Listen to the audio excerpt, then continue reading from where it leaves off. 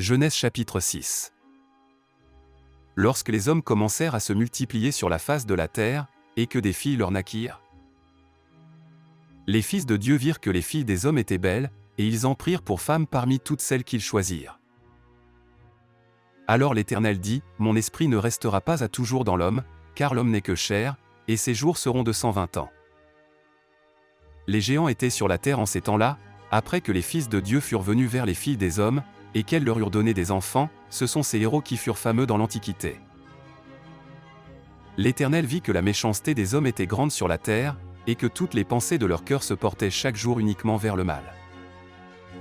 L'Éternel se repentit d'avoir fait l'homme sur la terre, et il fut affligé en son cœur.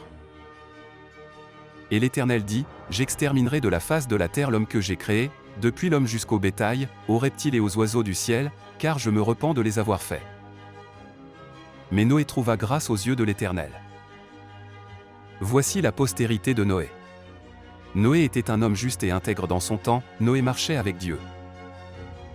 Noé engendra 3 fils, Sem, Cham et Japheth. La terre était corrompue devant Dieu, la terre était pleine de violence. Dieu regarda la terre, et voici, elle était corrompue, car toute chair avait corrompu sa voie sur la terre. Alors Dieu dit à Noé, « La fin de toute chair est arrêtée par devers moi, car ils ont rempli la terre de violence, voici, je vais les détruire avec la terre.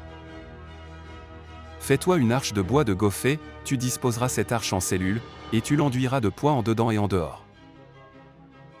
Voici comment tu la feras, l'arche aura 300 coudées de longueur, 50 coudées de largeur, et 30 coudées de hauteur.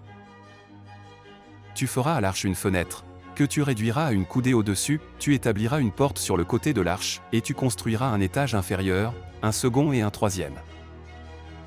Et moi, je vais faire venir le déluge d'eau sur la terre, pour détruire toute chair ayant souffle de vie sous le ciel, tout ce qui est sur la terre périra.